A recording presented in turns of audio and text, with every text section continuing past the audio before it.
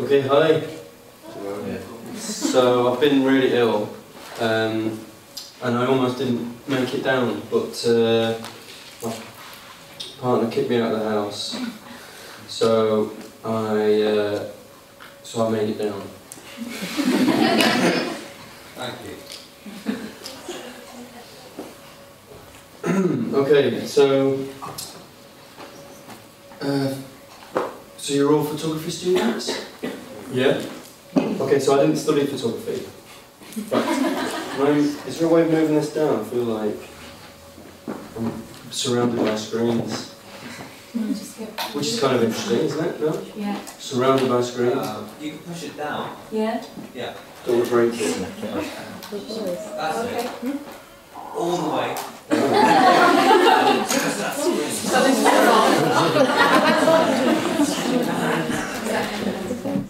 So that's kind of interesting. So this one was looking at my face, and now it's looking at my genitals.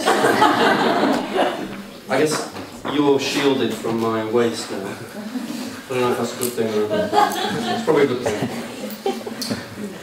Okay, so I've got three. I wish you could see what I can see now, because I've got three. I'm seeing the same thing 3 times. So I'm seeing that on this screen and on this screen as well. So I don't even know which one I'm supposed to navigate around. Now maybe this isn't just maybe this isn't just a joke. Maybe this is more and more what our lives are like.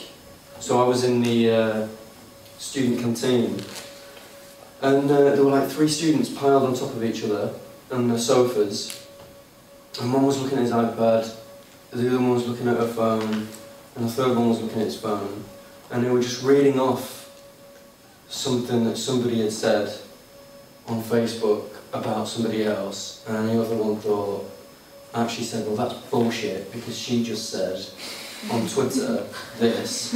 And then the third one, who's beneath them all, kind of twitched into action and said, well, that's not true, because I saw that she posted this picture on Instagram yesterday. So she's talking out of her a-hole. And I was thinking, Jesus Christ, like, how do you explain, I mean, I don't know about you, but 10 years ago, right, I remember, probably about 10, 15 years ago, I remember walking through London, and there was a guy, like a really big guy, stood on the corner in a really expensive suit, big trench coat down to the floor, really sort of bold, really brassy, and he was just stood on the corner of the street, and he was like barking orders at somebody, with his eyes closed, and just going like this. And I just thought, this guy is absolutely mental. And then I realised, hang on a minute, no, he's got a wire going up into his ear. And this is before phones were like properly, everyone had a phone. And now, you see that all the time, right? You're walking down the street, and it's really not unusual to see some guy in a suit, stood on his own, talking to himself, right? Barking orders at somebody. And now, we know that that's totally normal. Right? Do you know what I mean? You wouldn't see that person anymore and think, that guy's completely mental. You would think, oh yeah, he's on his phone. He's using hands-free. I don't know what the point of all that was. But,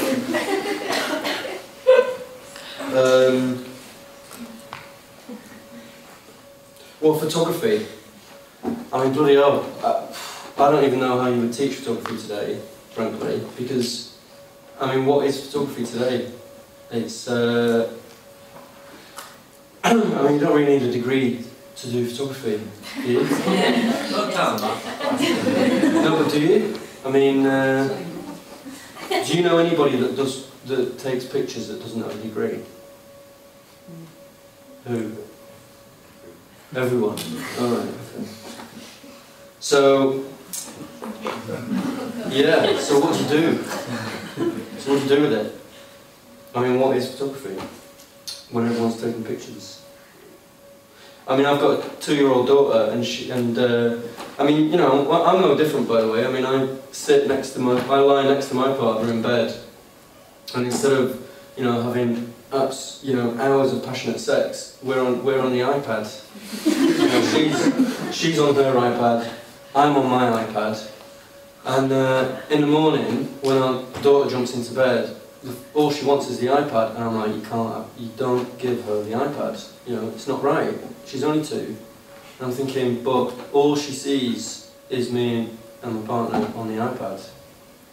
So it's a difficult one, isn't it?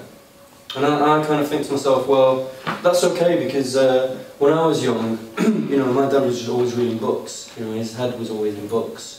So does that mean it's the same thing, or is it different? I mean, I have no idea. I don't even know why I'm asking you that question. But these are the things that I'm thinking about all the time. And what else? Well, I'm on a train and there's bloody CCTV on the train. Yeah, I go into the toilet and you know I'm looking for the cameras. Where are the cameras? They're everywhere. It's like we're surrounded by cameras. And right now I'm surrounded by screens. You know, some of you I can see are actually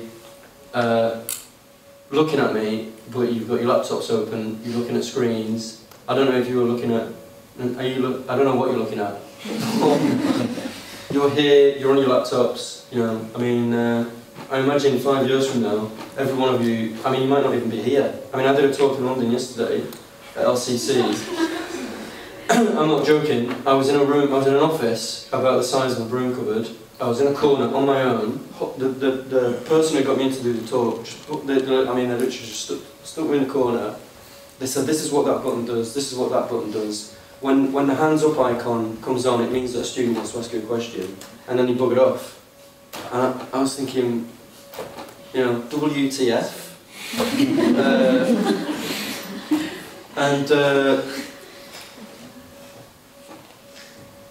So I'm looking at the screen, and then I hear a voice, and it's just one of the students who's in Germany.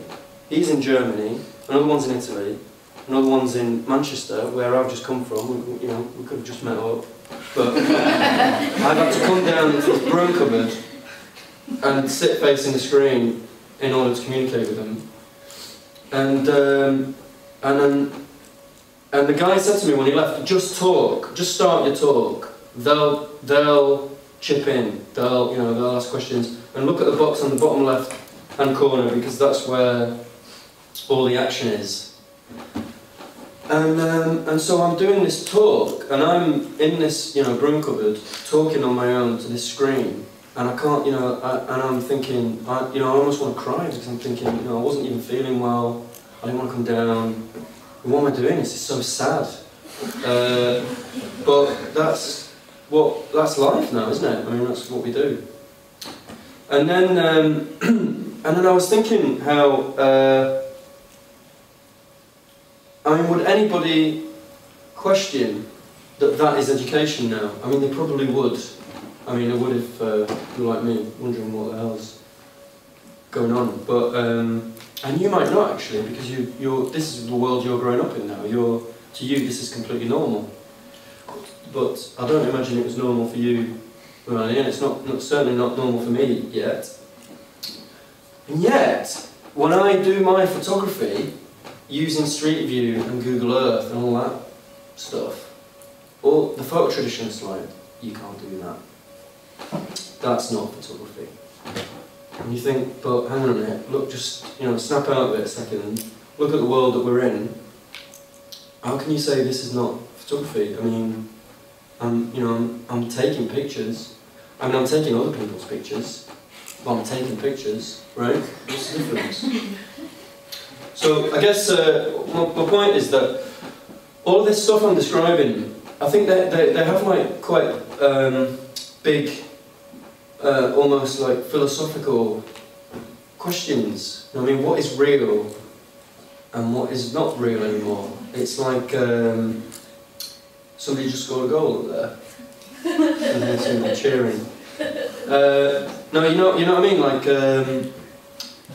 They're big questions, they're really fundamental questions. Like, what is creativity? What does it mean now to be original? I mean, why would you even want to be original? That's another question. What can art do? What is the point of art?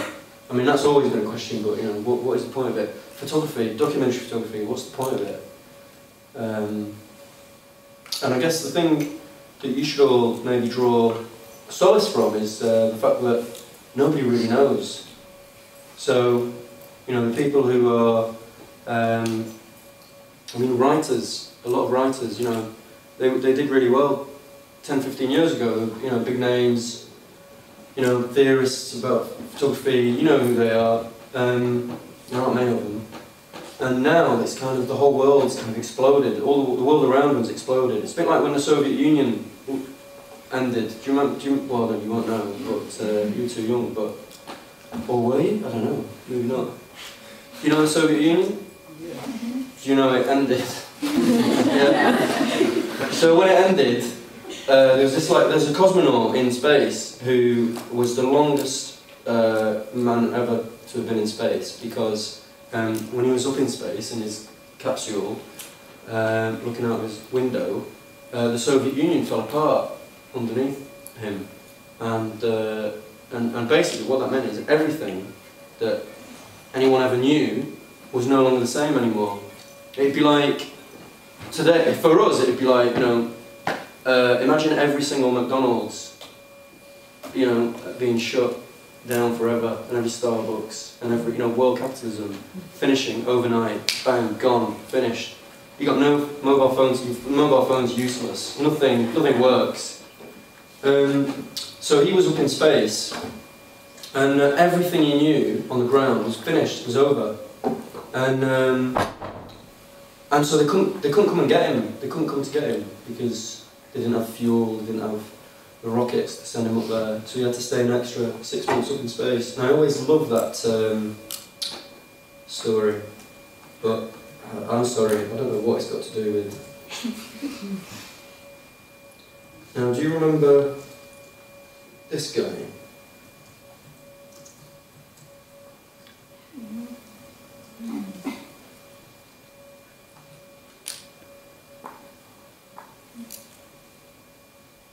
Do you remember this guy? Felix Baumgartner. So, so he jumped. He was like who knows about him? What did he do?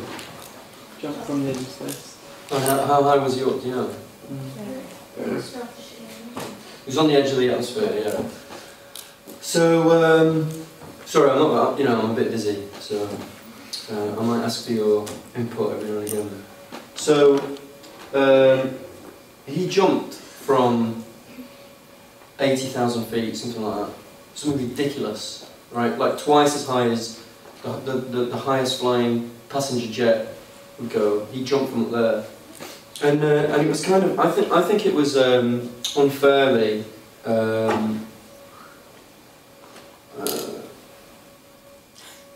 Ignored as a kind of publicity stunt. Do you know what I mean? His Red Bull, you know, he's wearing Red Bull, he had a can of Red Bull in his hand, you know, this really boisterous ego maniac from Austria, breaking the fastest speed, whatever.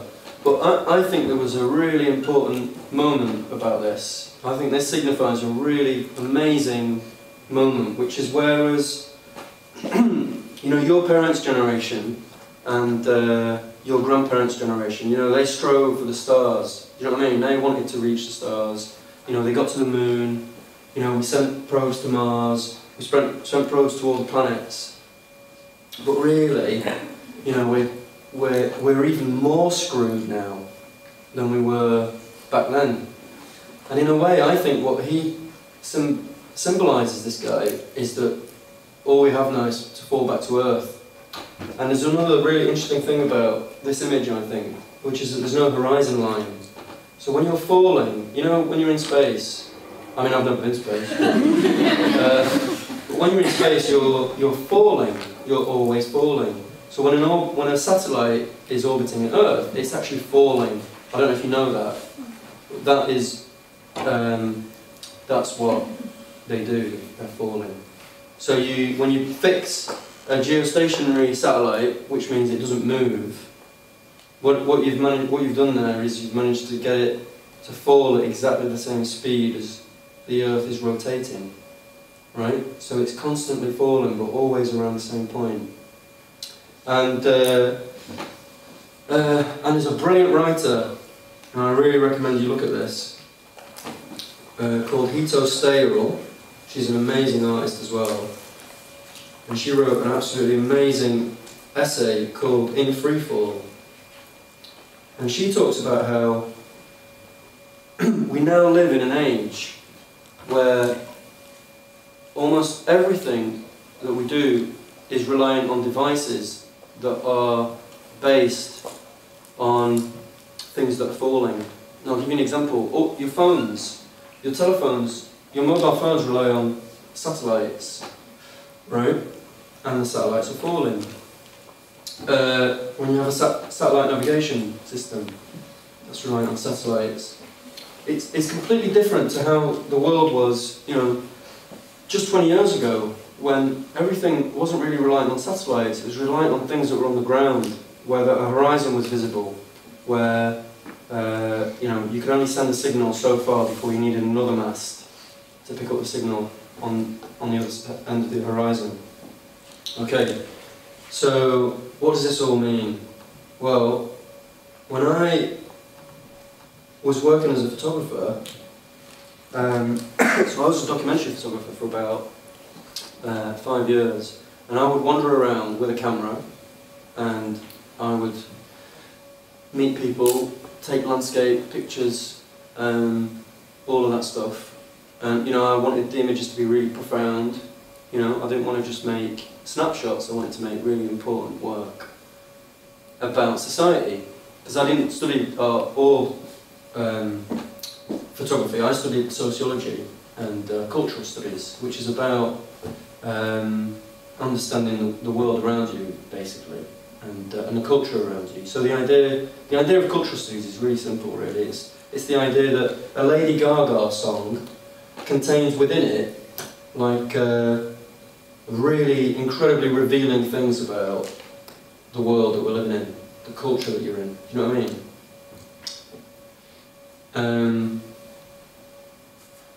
So that's what I learned, and that's what I was really interested in.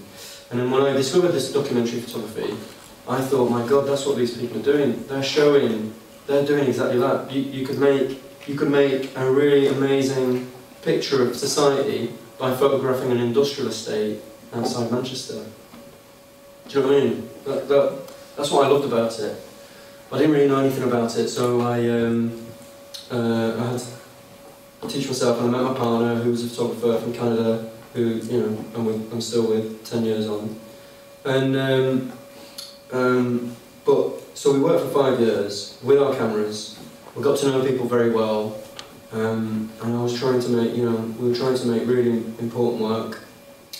And then we kind of realised that, well, photography is a bit difficult, really. I mean, how do you do a portrait of someone? Do you know? I mean, what is a portrait of somebody? I mean, how would you do a portrait? Can a portrait really mean? Can you really capture somebody in a portrait? Is that possible? Can you do that? Do you think? Do you think you can do it? No. I mean, listen, it's not a test. Some of you might think, yeah, this guy is, you know, what a loser. Of course he can. You might think that. I don't think that. I really struggled. I found the more I knew people, the more complicated they were. I mean, you know, I try and take photographs of my partner. I haven't got a clue what she's thinking. I've been with her for 10 years. I don't know what she's thinking. You know, most of the time. I've got an idea, but, you know, not a great idea. And even then, does she know what she's thinking? Like, you know, it's tricky, isn't it? It's not easy. It's not straightforward. So I started thinking, well, who's interested in Rochdale? Do you know what I mean? Do you know Rochdale? Yeah. Has anyone here ever been to Rochdale? Yeah? Yeah. Are you from Rochdale? Oldham. Oh, okay. Yeah. I live in Ashton. Oh. Yeah. It's glamorous up there, isn't it? Yeah, it's lovely. So, you know what I mean, right? Yeah. I mean, Oldham, we did a lot of work in Oldham actually, I can for imagine. 2 years. Huh? I can imagine. Yeah, it was good, but you know, it was a bit grim. Yeah. And but I live there. I'm not having a go. I'm just saying, like, and it's difficult because, you know, some of the world's problems now seem to me to be bigger than Oldham. You know what I mean? Like, by that I mean that there could be something on the other side of the world that represents something massive that's relevant to all of us right now. And actually these chairs, where these chairs come from, I don't know where they come from, but I'm guessing they're not come from Bournemouth. You know what I mean? And these laptops, you know, they say designed in California, but I'm pretty sure they were made in China. So everything around you, every single item around you, everything that's on you, I mean, just imagine for a second that you had a map right now, a world map, showing you exactly where every single item that's on you now came from. Right? So your mobile phone, every component in that mobile phone, think about where every single item came from in that phone. So there's going to be copper in there that will have come from a copper mine somewhere, probably in Africa, right? There's going to be silicon chips that probably, you know, what makes silicon chips has probably come from, you know, mines all around the world. All of this stuff, and we're just talking about, you know, a tiny fraction of your phone there. So in a way, it's as though like we're completely networked up to the eyeballs. It's as though we're not, you know, the idea of local almost to me seems ridiculous, because what does local mean anymore when actually everything that's around us is completely connected to, you know, places far away in the world. Now the problem is that we're completely disconnected from them and we don't really know how to visualise it. So I started thinking, well, maybe I'm not really going to visualise that by carrying on working in Oldham and Rochdale and Ashton or Bournemouth or, do you know what I mean? All of those things. And I was thinking, well, you know, how might you go about visualising that? So that's when I started. So I did one of my first projects called 51 US military outposts. So I wanted to see if I could find 51 US military bases in 51 different countries around the world, and I found that basically, I mean, it was incredible because right now I've got at my fingertips here. I've got access to data and information that probably for the last few centuries was only ever accessible to some of the world's most, you know, secretive or specialised organisations. Does that make sense? And now, actually, you know, any of us can have access to an enormous amount of data, but we don't really know what to do with it. So I'm trying to figure out what to do with it. And so I did this project, 51 US military outposts, and the images don't really matter, right? Because it's just the facts that matter. So this is a Pine Gap Joint Defence Space Research Facility, really secret base in Australia. I found it because the US military has a massive image library where they pump out thousands of images every day. And this one image came up, and it said highly secretive research facility in Australasia, right? Australasia being the continent of Australia, New Zealand, and I think some of the Indonesian islands. So very vague. Where's Australasia? I mean, where in Australasia? And they said, you know, this, and the caption read, this is a, you know, very secret facility, you know, very important work gets done here, blah, blah, blah. So I downloaded the image, opened it up in Photoshop, and just looked at the metadata, and the idiots had left the location in the metadata. So the image, although the image, you know, they refused to tell you where it was, the camera had automatically stored the data as to where the facility was. So I go into Google Earth and bang, it's right there, in the middle of the desert, in a place called Alice Springs, which is in the middle of absolutely nowhere. And I did that for most of them. So this is Bahrain. You know, they don't play baseball in Bahrain, but if you know where to look, you'll find the military base just by looking for a baseball pitch. I mean, there's more to it than that. It's, you know, this is the naval. It's called the Naval Support Activity, and it's a massive base in Bahrain. So this is a really famous one. This is Camp X-Ray. Sorry, Camp Delta in Guantanamo Bay. Now what you've got to remember is that the satellites that took these pictures were developed by the military, for the military, like 20 or 30 years ago. But because the technology is so advanced now, the camera technology that the military uses is so advanced, this is kind of redundant for them. So they sell it off to, you know, civilian licenses, civilian uses, which is why Google Earth has their hands on it. And I love that. I love the fact that suddenly, you know, we have access without having to pay a penny to stuff that was historically just belonged to the military. So we can look at them using their own cameras, which is kind of nice. Although I don't want to end up in an orange jumpsuit here. So, you know, I've got to be a bit careful with it, but I really love that. You know, and some of the images are really beautiful, but again, it doesn't really matter, because it's not about the images, it's about the point.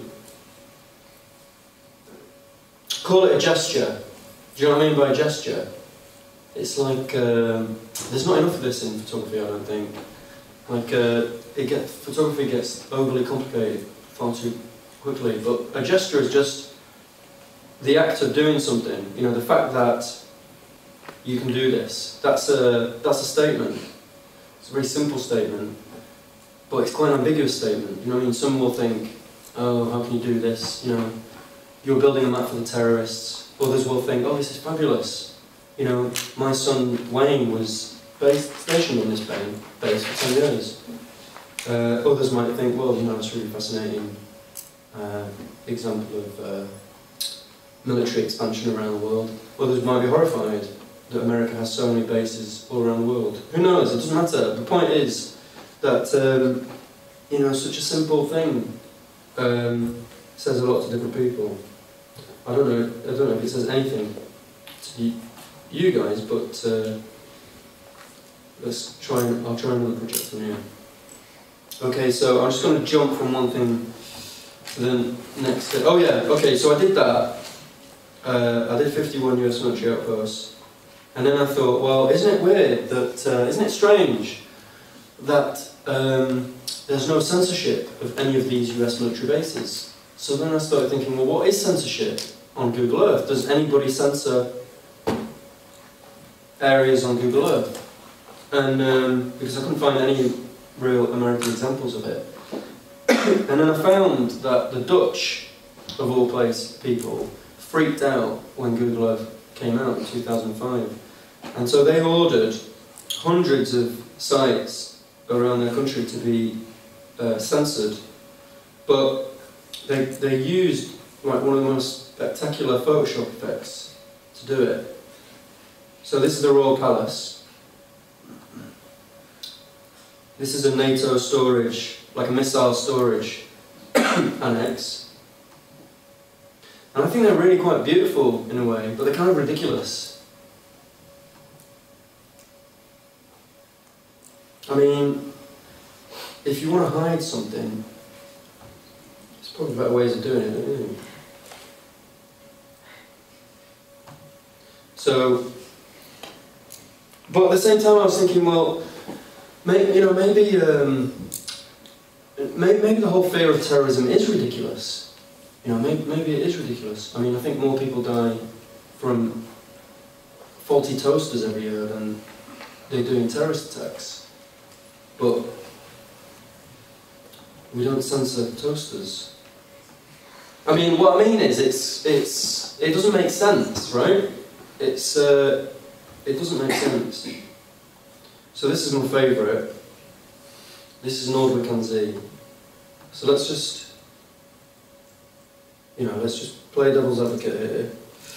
And let's just pretend that I'm a jihadist terrorist and I've been sent to Holland, right? I'm in a bedsit in this godforsaken place and I've been told, find somewhere in Nordwick on Z to destroy. This is just fiction, by the way. I've not. This didn't actually happen. But what I mean is, I'm just trying to make a point.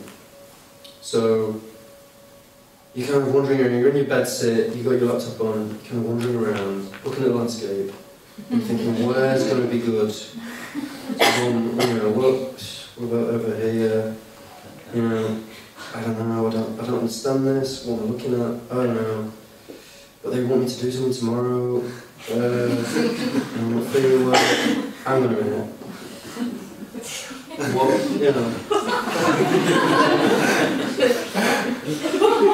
Okay, so what is this? Well, who cares? I'm going there tomorrow. Do you know what I mean? I mean, it's kind of... It doesn't really make sense, does it? Because... Yeah. So that's Dutch landscapes.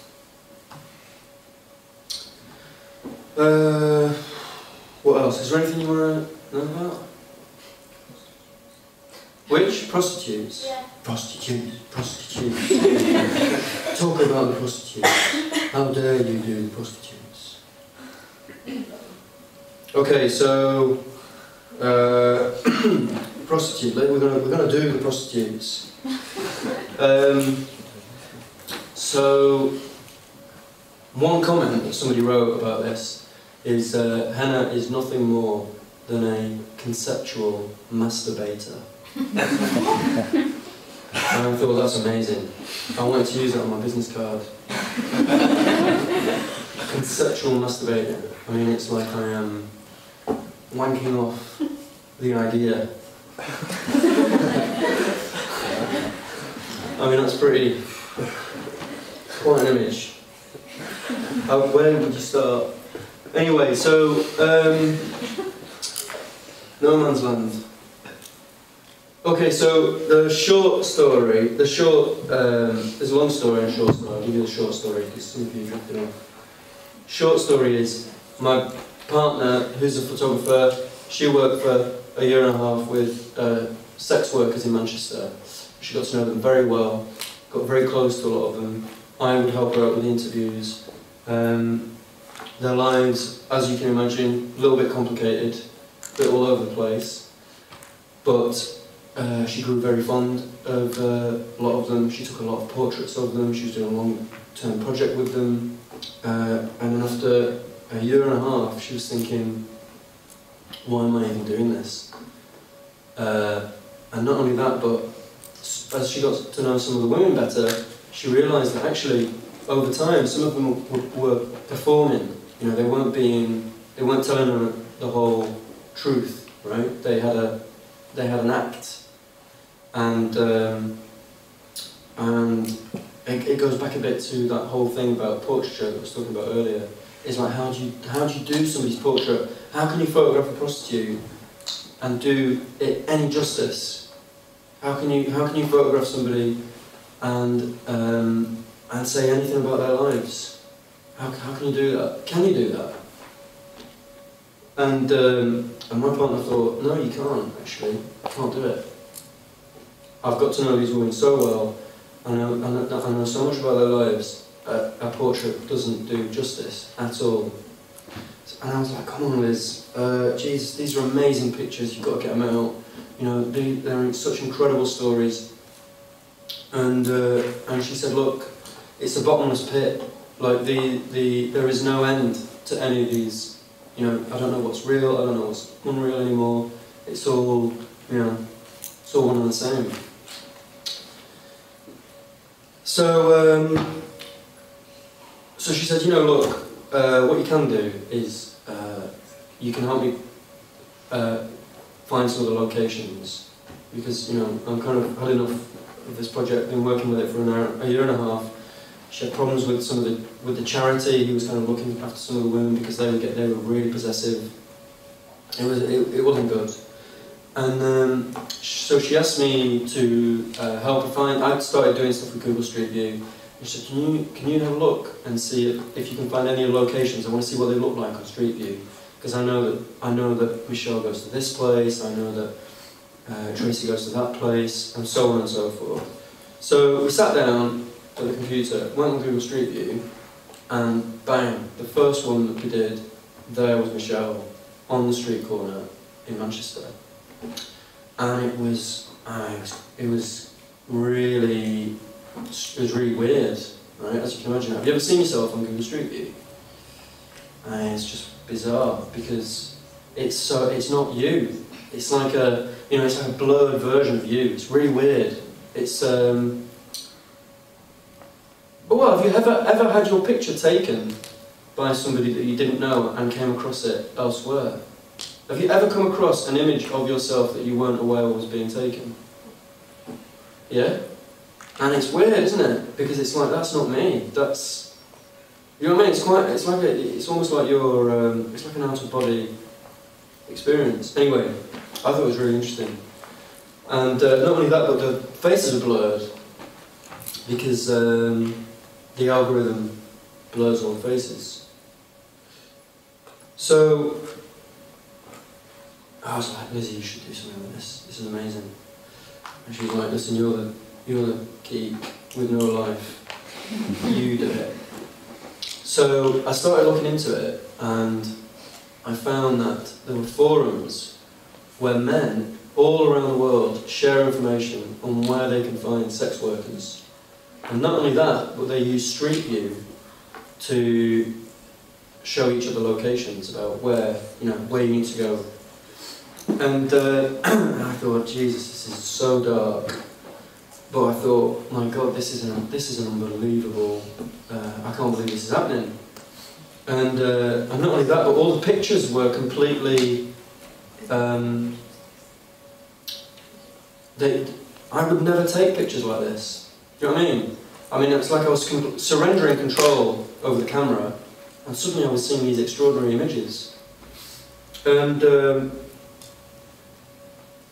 there's thousands. I mean, I'm sorry to tell you, but there's thousands of these women, and they're strewn across Europe, and in cities and towns and just outside towns.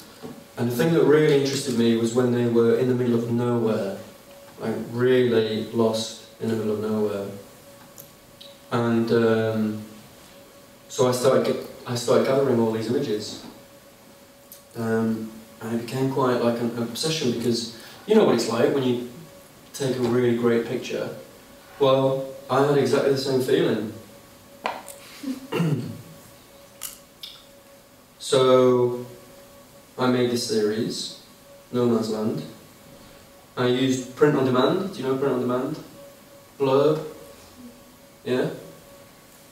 So I used Blurb, print on demand. I made one book basically. You know, it cost me like 30 quid to make a book, and then I took it to a fair. Somebody bought it, and then I got 5 more printed, and 5 other people bought it, and then it suddenly went viral online, the project, and there was a group of feminist sex workers in San Francisco who ordered Blurb to ban the book. You know, I mean, I'd sold 6 copies. I'd made like 30 quid, and they wanted the book banned. So I had the lawyers from Blurb writing to me saying, "Listen, we're getting a lot of heat here." Do you remember Belle de Jour? A series called Belle de Jour. It was about. It had Billy. What's her name? Billy who? Piper. Billy Piper. Yeah. So the writer of that, Belle de Jour, who's like an escort. She's forget what her name is. Well, Belle de Jour, but I don't know what her real name is. Well, maybe that is her real name. Who knows? So she was leading this campaign to have a book banned. So you can imagine the kind of emails I was getting. You know, not very nice emails. And then I sold like 100 books because they wanted it banned. And I thought, well, this is, you know, I'll make a second volume. So I did volume 2, which is here. So this is volume 2. Yeah. And obviously, you know, it didn't work. They couldn't ban it because I didn't, you know, I don't actually say that they're sex workers anywhere. But they haven't thought about that. They kind of just rush to conclusions. Anyway, it's pretty, you know, I'm not absolving all responsibility, but what I mean is, you know, it's a bit more complicated, I think. You might disagree. So then I made an animation, which is what I was showing you earlier, and then I made the soundtrack because. Can you hear the duck? Anyway, sorry, that's really short joke. So I found this website where people upload bird songs, amateur bird song recordists. Yeah, they go out into the countryside, they record bird song, and then they upload it to a website, and it's you know, it's free to download, whatever, do what you want with it. Is that a card for me? And can you hear that? I've never heard that before. Can you hear that? Here we go. So the birds, get this, the bird songs that you can hear were recorded in the areas where the women were working. How mad is that? So there are so many amateur bird song recordists out there that if you wanted to find birds singing in Bournemouth, you'd probably find it. Or Oldham, you know. So suddenly I was able to like create this account of the environment that these women were working in without ever visiting that environment. And it's really weird, I now get texts or emails from people saying, oh, hi Mishka, I was just travelling between Tuscany and Naples, and I really think you should check out, you know, route A16B, there's like loads of prostitution there. Okay, thanks.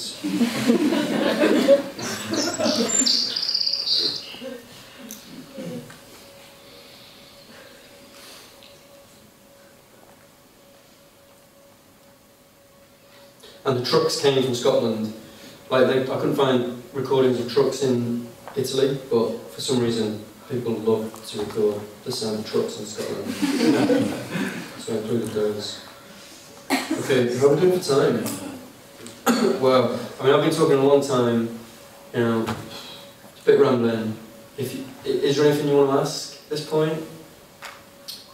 I mean, I won't judge you, you know, just honestly, I've been talking for like 3 days, sick with the sound of my own voice. You can ask me anything at all, and I will gladly do my best to answer it.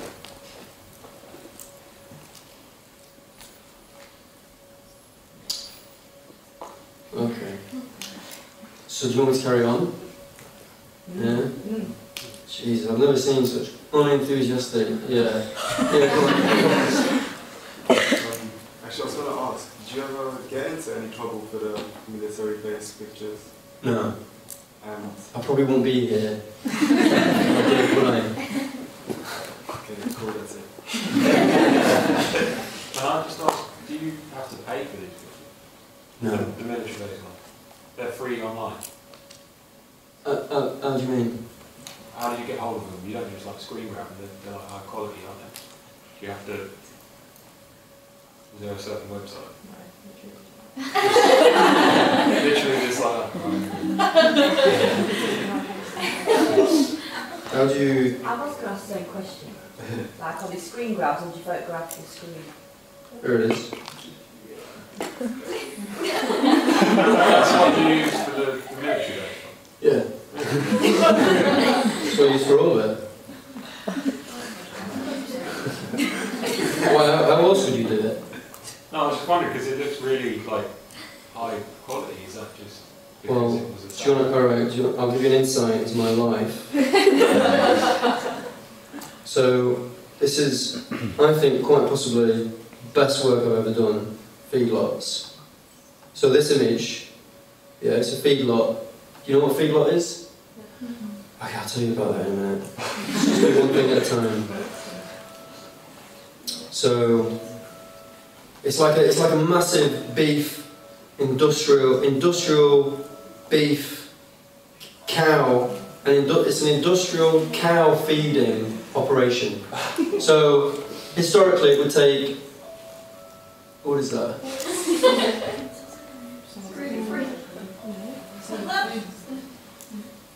Shit, sorry.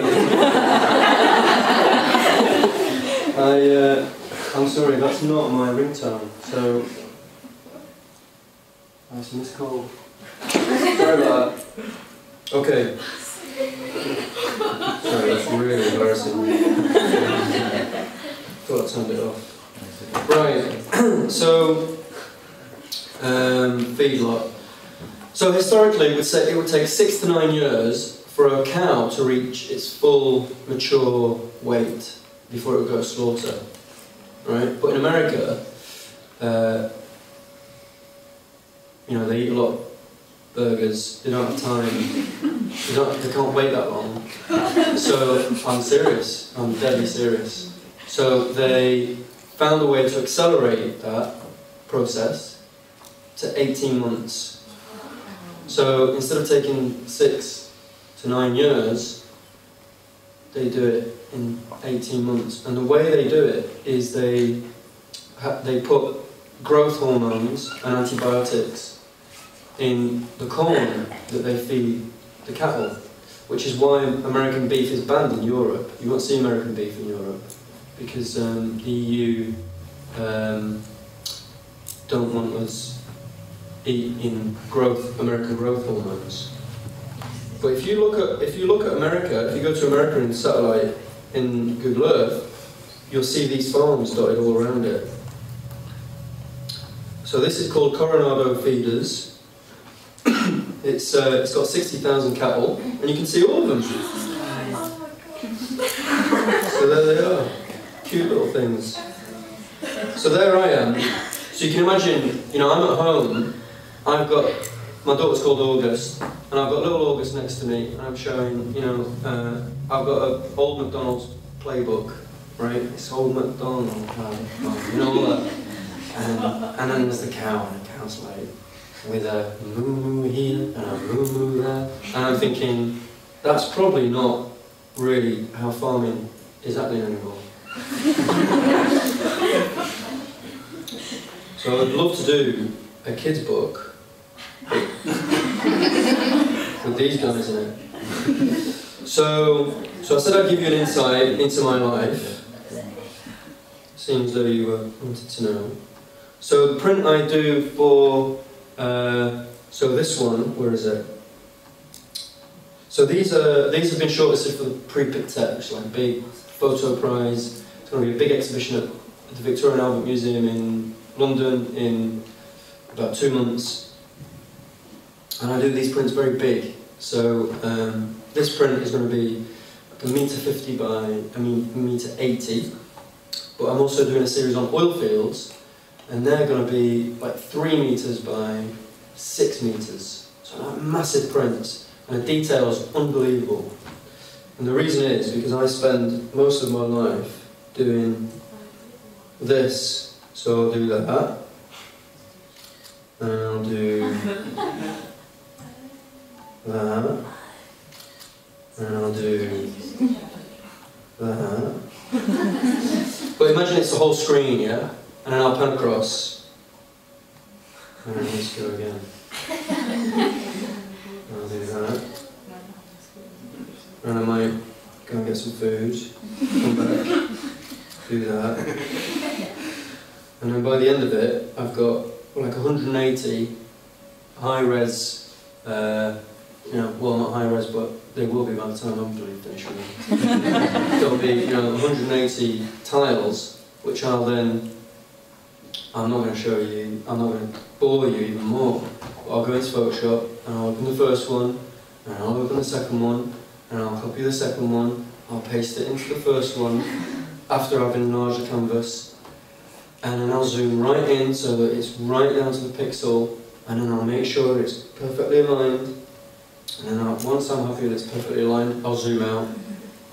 I'll go back to the second one, I'll close it, because before I might have closed it and it's not actually copied it, so then I've got to open it again.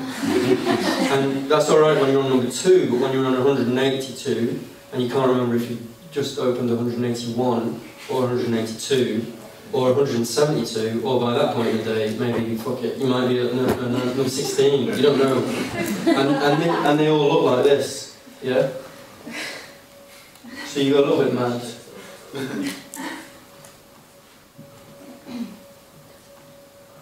And this is like a small one. This is a small feedlot. 60,000 is not, it's not a lot. They go up to 180,000.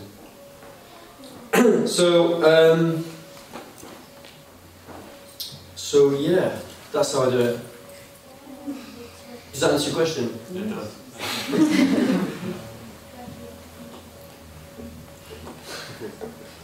And do you know what? It's illegal to photograph feedlots in most states in the US now.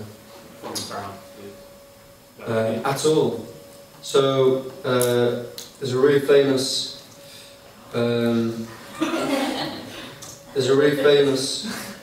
National Geographic photographer called George Steinmetz, and he was arrested last year for photographing a feedlot. Because there's what are called ag-gag laws. The beef industry in America, as you can imagine, is very powerful. You know, it's got a really powerful lobby, and they don't really want people to know, you know, what the feedlots look like, because they're not particularly appetising. And they're worried that, you know, they'll sell less, you know, people eat less burgers. And but who's taking this picture? Do you know what I mean? So it's brilliant. I mean, I think so anyway. Because it's, you know, did I take this picture, or, you know, did the satellite take the picture? Well, obviously it's satellite. We all know the satellite took the picture. But then I took the picture, and I messed around with it. So is it my image? Is it their image? I mean, I can imagine the lawyers thinking, shit, we didn't really think this. We didn't think about this. We didn't think this through. So it's like I found a loophole, and I've been able to, you know, shock America effectively into realising for the first time where its meat comes from. And I was able to do that from, you know, my bedroom in Manchester. It's kind of interesting, I think. So, so just to, let's see, so I did a little trailer. I had a show at a gallery in Liverpool called Open Eye Gallery last year, and I made this trailer for it.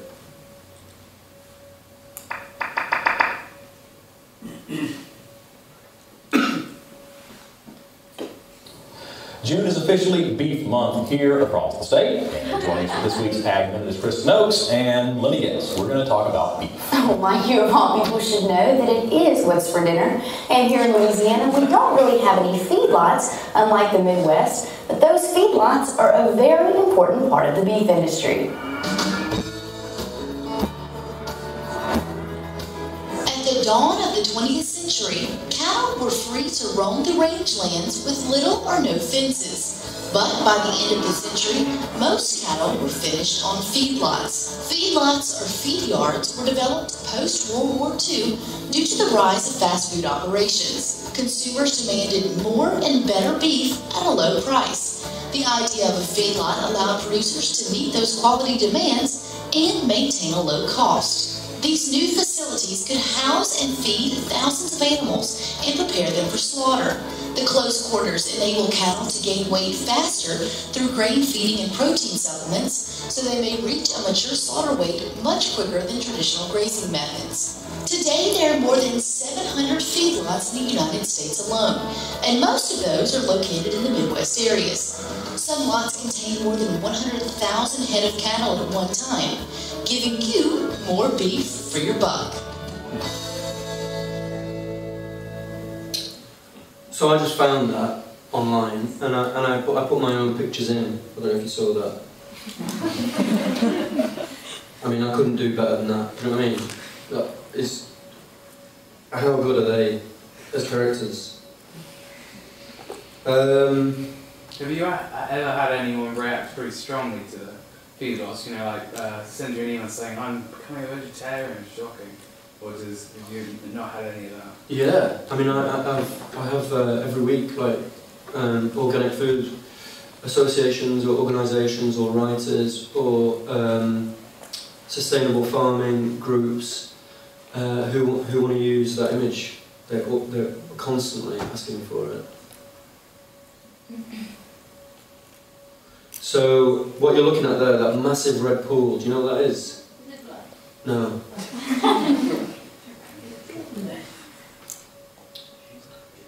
It's basically a giant beef toilet. They all have them. There's another one. Almost stroking this one. There's another one. And the reason they're different colours is because they use different chemicals to treat them, because it's a massive problem. Like, how do you get rid of 60,000 cows worth of manure and urine? There's like, you know, hundreds of thousands of tons of the stuff going into the ground, and it stinks. So most of these feedlots are really remote. They're in the middle of nowhere. So Tesco's feed yard, which is that one, that is in Hereford, Texas, not UK. And if you go there,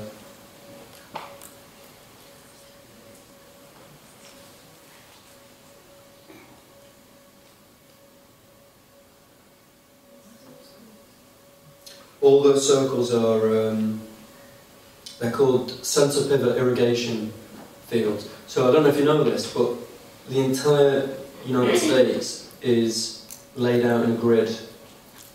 Everything is a grid. Like, what I mean by that is, obviously man's done that. You know, man's imposed that grid. It wasn't a grid before. And so what you see here are different sized centre pivot irrigation fields that belong to different farmers. And you'll see, in the middle of nowhere, look at this one here. You know, it's because the smell travels for a bloody long way. And there's another big one, look. So if we go right in, there they are. So, well, there's thousands of them. They say 700, but I think there's more than that actually. And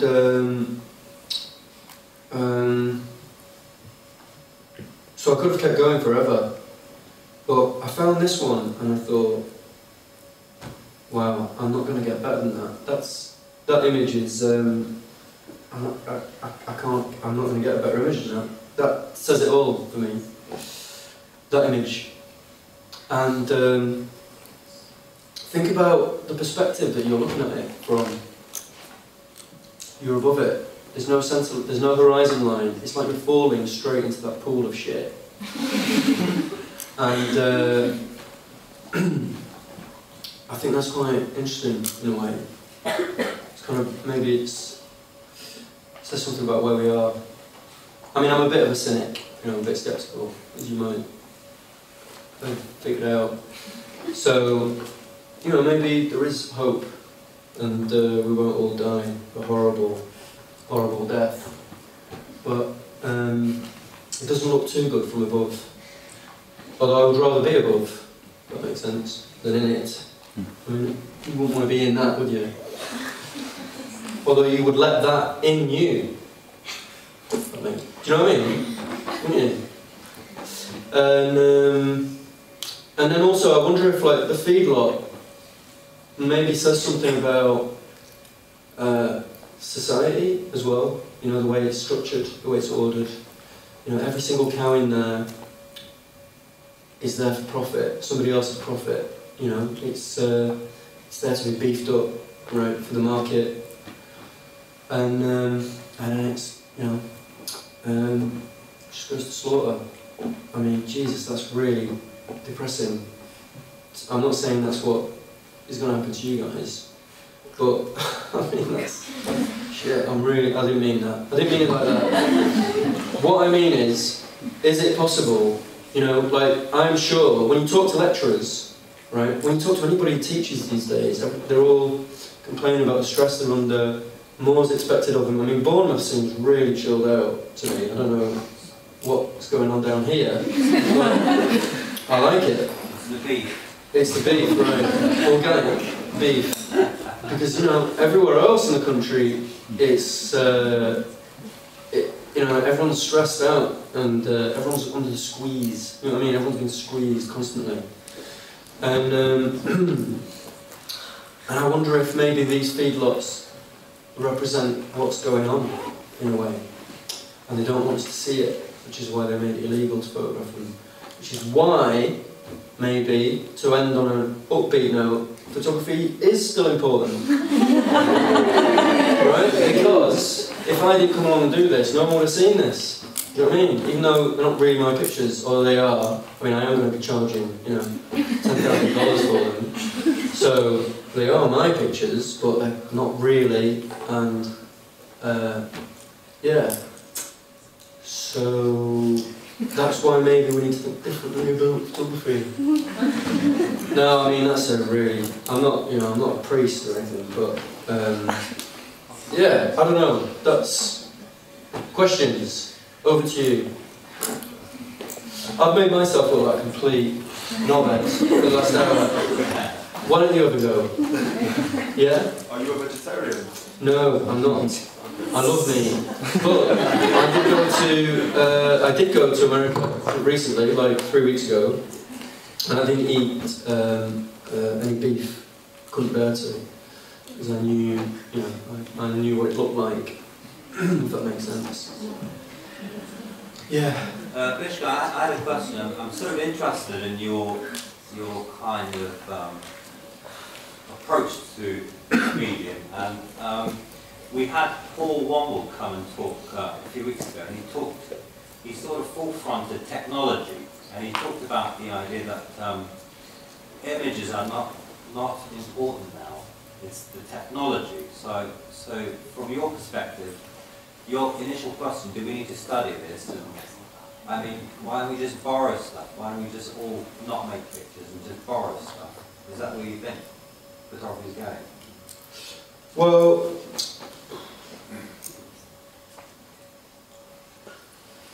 sorry, big question. Well, I think that the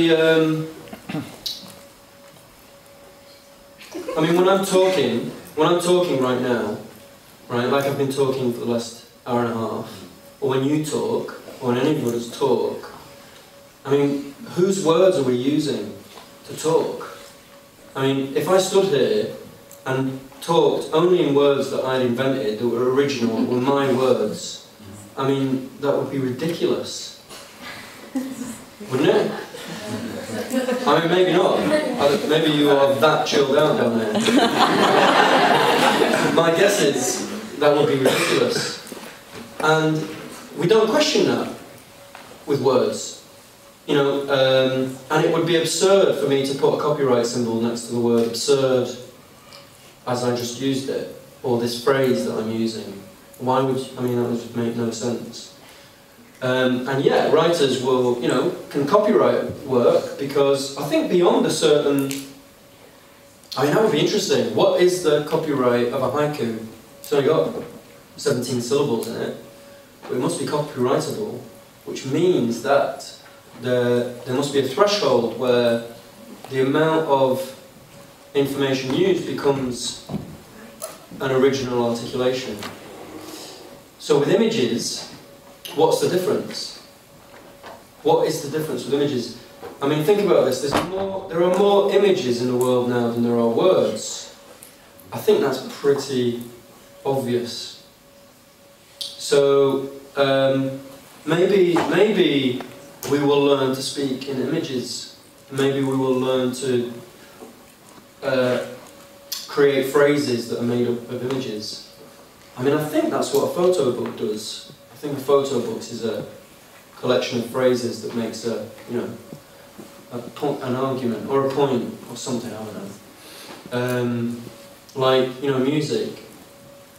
And that's why to me the whole notion of, when people ask, you know, did you ask permission for this? Did you ask permission for that? You know, who owns the copyright for this? I mean, Jesus, I'm bombarded with this stuff every day. What do they want me to do with it?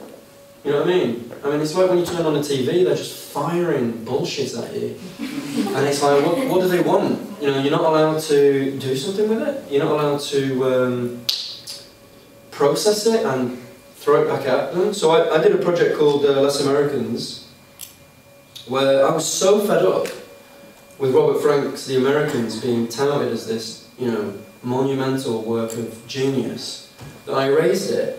So I got a copy. I was teaching at Stockport College, and I'd have like 15 students. I'd be doing tutorials from 10 till 5, and one would turn up at 11, the next one would turn up at 3:15. He was meant to be there at 10, you know, which is the reason why I bloody got up in the morning. And then the final one would turn up at 5 to 5, you know, 10 minutes before my bus was coming. And in between all that time, I went down to the library, I got a library copy of the book out, and I scanned the pages, and then I would just kill time by erasing Robert Frank. And the more time I spent on it, the more I thought, bloody hell, this is like a really interesting meditation on the nature of images, because who owns Robert Frank's images? Like, they're so famous. They're so famous. We keep bloody seeing them. We keep being told how amazing they are. I thought, you know, they're almost like they're ingrained in my brain. And I thought, you know, whose are they? And I would love to do an exercise with students where everyone erases their own Robert Frank image. And you'll all come up with something completely different, because your brain works differently. Everyone's brain is different, you know, processes imagery differently. So I thought that was a really interesting meditation on the nature of language, meaning, you know, and overinflated photography, idols. Does that answer your question? Sorry. Does that make sense? Yeah, definitely. Definitely. Yes, definitely. And I just don't, I think that we live, it's mad, it drives me mad, because, you know, when, you know the Cubists, Picasso, Braque, so, I mean, do you know why the Cubists made paintings like this? Do you know why that is? Do you know why they came up with that? Because, I don't know. No, I do know. Because at the time, you had people like Albert Einstein, you had the Impressionists who'd already been and gone. They offered a new way to think about painting, right? That maybe painting shouldn't be an exact scientific replica of nature. Maybe you could do something that was more real by doing it quickly and less defined. Do you know what I mean? So a person walking a room, if you think about it, when you see a person walking around across the room, you don't see them in slow motion in HD, high definition, do you? You just see like a blur. So they thought, well, maybe if we paint blur, then that's more real. And what the Cubists did is they thought, well, hang on a minute, do you know what? There's all these ideas floating around about relativity. Do you know about relativity? So the idea that, you know, things are different depending on the perspective that you're looking at it from, kind of. And they saw, Picasso and Braque saw some of the very earliest aerial photographs that were happening. You know, nobody had ever seen the world from above before. And in the early 20th century, it's the first time that aerial photography was really becoming more and more accessible. And so suddenly, for the first time, you could see a village in France, and it looked completely different. All the perspective lines were different. There were no, I'm trying to find, I can't remember the, what's it called?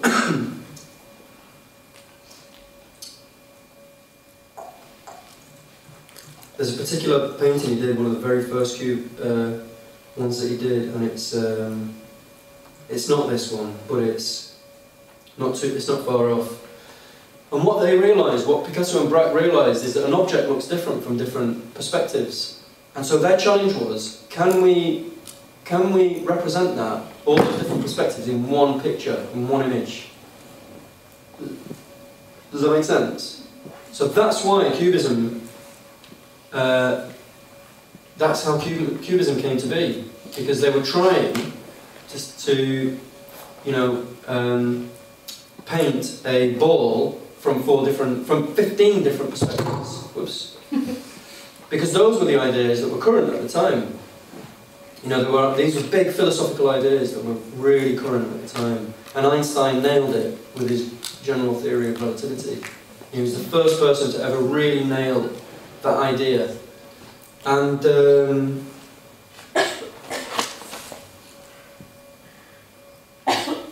that's where photography is right now. So photography is at a point where photographers are realising there are already 500 photographs of that thing that I want to photograph. So what do I do with it? Or if I want to photograph, let's see now. Let's say I want to photograph a food bank. Let's say I want to do a project about food banks in Britain. Now, there's probably, right now, millions of photographs of food banks taken by people who went to the food banks. And they're somewhere, they're on their phone, who knows where they are. And there'll be pictures of food banks that have been photographed by Street View, and there'll be photographs of food banks photographed by the satellites. And so, all of that stuff, it's like, what do you do with it all? And that's the challenge, I think. That's the challenge for photography. It's not that photography is pointless anymore. It's that you've got to try and see things the way they are, not how you either want them to look or how you thought, they might have looked. Does that make sense? You know what I mean? It's like, to give you a really, solid example, when I was doing documentary, I was trying to look like Alex Soth. All my photographs, like the deadpan, deadpan in portraiture. So I got so sick of the deadpan portrait because I'd be like, can you look at the hand? And they'd be like that. And no, can you not smile? So they'd be like that. I'd be like, brilliant, just hold it there, take the picture. So, so when you go to, let's have a look, National Portrait Gallery Photography Prize.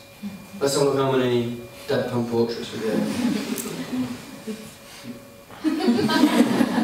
That's a really good one there. He's either got a really long arm or he's saying, look at a tree over there, don't smile. That could have been me. My hand. No, the hand. No, don't smile. And that one, perfect. Bingo. Got it. It's my favourite. That one.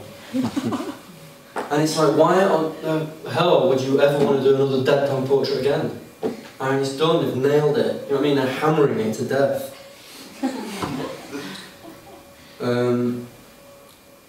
So it's just a style that has no meaning at all. It's like, it's tired, it's dead, it's over, forget it. Don't do any more deadpan portraits. No, you won't, you will go nowhere. I don't know, I mean, I'm really sorry. There's got to be one of you that's just spent 6 months doing deadpan portraits. and I've just spent 500 quid on your portfolio getting your deadpan portraits sorted. We'll make sure we get you safely in the taxi. Oh, is it time? No. Oh, right, okay. You were getting novels on the way. Yeah, so I can't even remember what the question is, but I think nostalgia, no, here's the thing, and Paul Bell talks about this. You, as a photographer, you know, you're all worried about letting the machines do it. Well, I would argue a lot of photographers are drones now. You know, the photographer who's doing the deadpan portrait, I mean, are they really in control of what they're doing? Or are they just parroting what's already gone before? Do you know what I mean? It's like I don't get it. That's why I'm a bit defensive about it, I'll admit, because you know, I get attacked a lot for my work, but that's the way I see it. I mean, I don't believe this stuff anymore. I just don't believe it.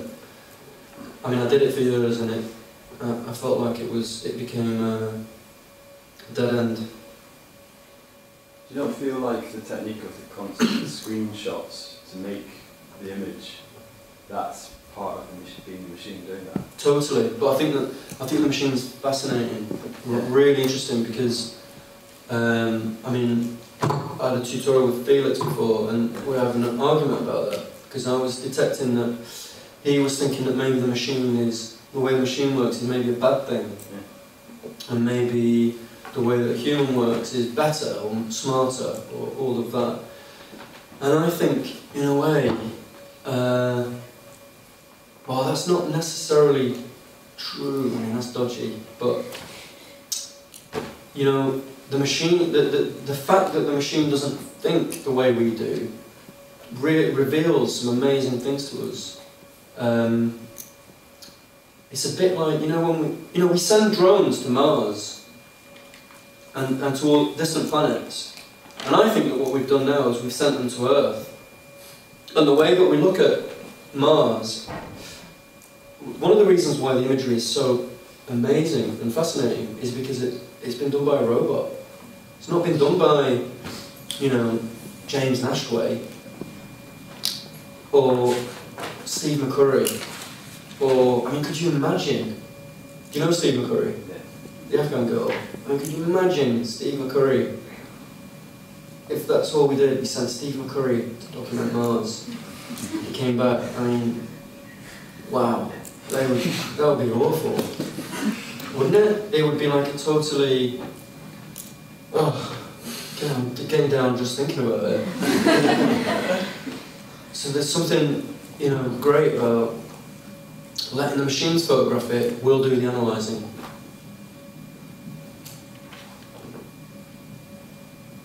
But you all let the machines do that anyway. Yeah, it's just interesting. No, but seriously, like, on your phones, I mean, how many of you have any idea how your phones work? Right, so you're already complete, and how distraught are you if you lose your phone? I mean, you probably have serious physiological and biological complications as a result of losing your phone, right? And yet you've no idea how it works.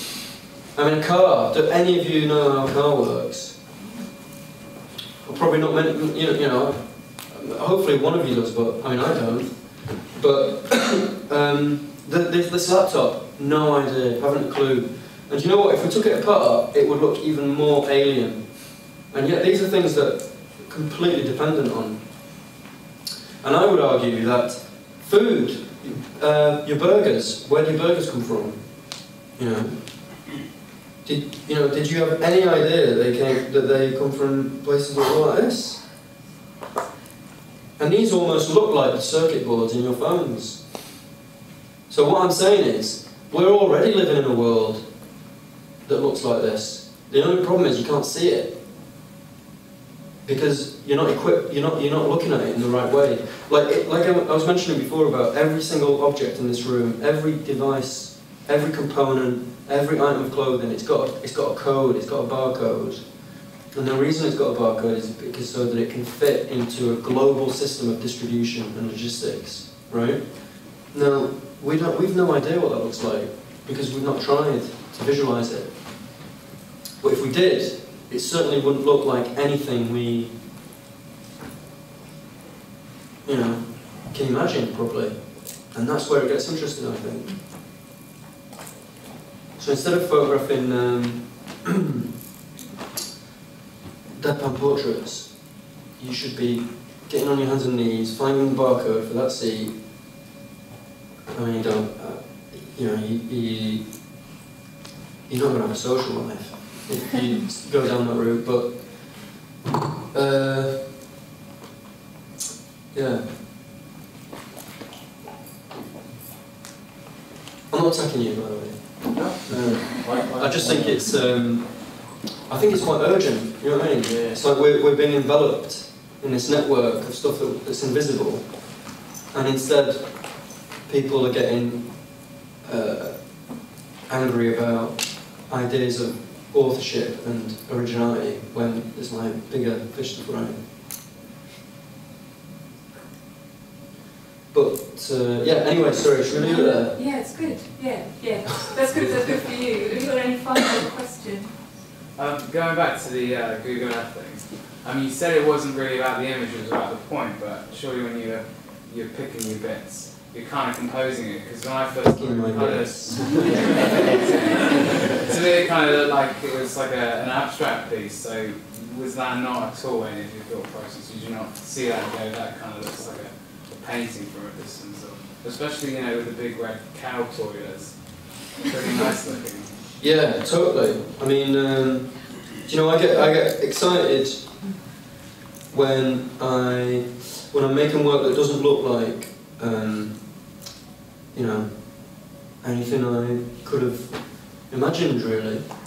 You know, it doesn't look like documentary, does it? But all I need to do is tell you that that is an industrial beef farm, and you're horrified. You're shocked. You know, I don't need to tell you more than that, really. I don't need to give you any theory. I don't even need to tell you how I did it, really. I mean, that's an afterthought. But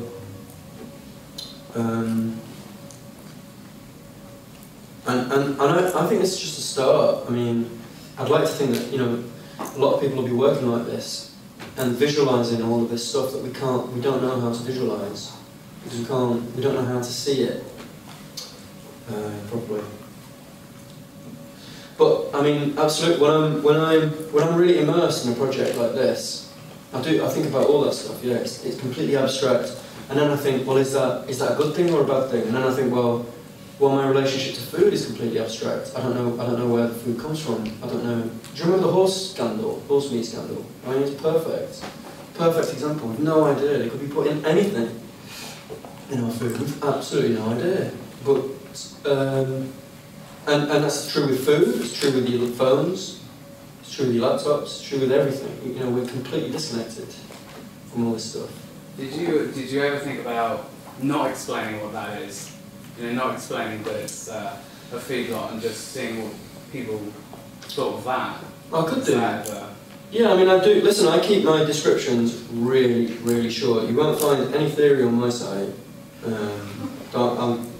I hope that doesn't give you a hard time, Melanie. But listen, I did 4 bloody years of it, of critical theory. You know, I've had Roland Barthes up to the eyeballs. I can't deal with it anymore. I did my time. But, you know, that's my description for it. You know, it's pretty basic, it's pretty straightforward. I did one called Remixed, which is the shortest description I've got, I think. It just says, when Rouchet met Richter, or 2 painters remixed. That's all it is. I just took the work of Ed Rouchet and Gerhard Richter and put them together and made a new image.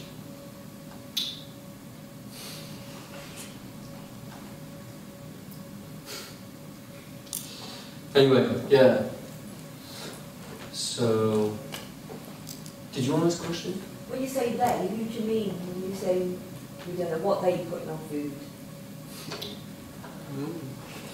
I don't think they even know. What corporate companies, like as in when you say they are just. But even then, I mean, did you ever see the Channel 4 news report on that horse meat scandal? There was one particular strain of it, and they traced its route around Europe. Have you seen that?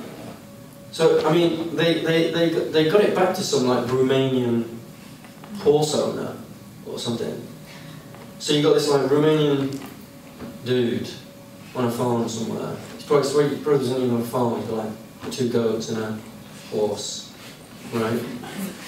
And his horse died, and chopped it up, sold it on to some guy who added it to something else, and then he sold it to some guy in the Czech Republic, and then a Dutch supermarket buyer or something, or a Dutch meat trader came over from Holland, took it to Holland, and then that piece was added to a load of other stuff that then went to Scotland. I mean, I'm not joking. And then all of the stuff that was in Scotland was processed again, and then it went down to Spain. And then the stuff that was put in Spain, it was all put together with something else, and then it ended up in France. And then they ended up in like a supermarket aisle in Bradford, or in, you know, Bournemouth, whatever, at Sainsbury's. Do you know what I mean? Yeah. So we don't even know who, they didn't even know who they were. It's like Al-Qaeda. You know what I mean? It's like, well, they don't know who's who. But I don't know, you know, they don't know where they're getting their instructions from, but they know they've got an instruction, and, you know, it's a cell that's within another cell, that's within an organ, that's within a body that, you know, they don't know, yeah. I mean, that's mental, isn't it? I mean, I've only just thought of that. Maybe the whole world is becoming like, organised like Al-Qaeda, nobody knows what's going on. Because it's true, isn't it? Like when something happens terrible in a hospital, it's like nobody's responsible because they don't know who, you know, well, you know, it wasn't my responsibility, well, it was, right? And a quick number, why was it 51 military bases? Well, it's a great number, isn't it? Well, no, seriously, Area 51, the 51st state, so there's 50 US states, and Britain is usually referred to as the 51st state, because it's kind of like a, you know, Britain is almost an extension of America. And the idea of, yeah, it's just a really good number. Do you think there's any solution to these problems that you're posing? Or do you think you're just... Well, I'm just explaining it to other people? I'm an artist. I mean, it's not my job to come up with solutions. No, seriously. I mean, it's not. I mean, it really, it's not. It's not. If I can point to something that I think's worth looking at and find a form in which to do that, and people see it and it makes them think about it, that's probably more than I could. Is part of the work that you're sort of hoping that someone that can do something about it would see it, or is that completely irrelevant? Well, I don't even know what you would do. I mean, you know, I don't know what you would do. What would you do? That's the thing, don't know. But that's not really my job. I mean, No, I'm saying is that related to your work then? Well, there's my what's the word? There's my sort of. Listen, if you want to do this kind of stuff, you've really got to want to do it. You know, you've got to be really interested in this stuff, because you're not going to get money for it for a long time. You know, nobody's going to. Who's going to put that beef farm on their wall? You know what I mean? I mean, you wouldn't. Or one of the pictures from No Man's Land. What, you know, who's going to put that on their wall? So you've got to. If you're going to do this stuff, you've got to really want to do it. And why do I want to do it? I don't know. That's just what I do. I mean, you know, I do sit there sometimes. I mean, a friend of mine said to me, he's an architect in London, and he's got like 8 people working for him. How do you know what to tell them what to do? Like, how do you decide every morning what everyone's going to do? How do you manage 8 people? And he's like, Mishka, it's really easy. I bet there's things you do every day that anyone could do. I was like, piss off. And I thought, actually, do you know what? And he's like, so what were you doing this morning, Mishka? I was thinking, well, I was just like looking at Google Earth and doing a screenshot, and then panning it to the right, doing a screenshot, and then panning it to the right. I did that for 4 hours, and I went back into Photoshop and stitched them all together. And he said, and you're the only person that can do that. So,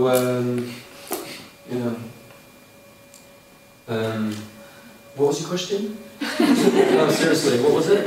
It was, if you're posing these problems, do you think there's any solution, and is finding a solution part of the work, or is it irrelevant? I'm trying to figure out what I just said has to do with any of that. Well, yeah, I don't know. Sorry.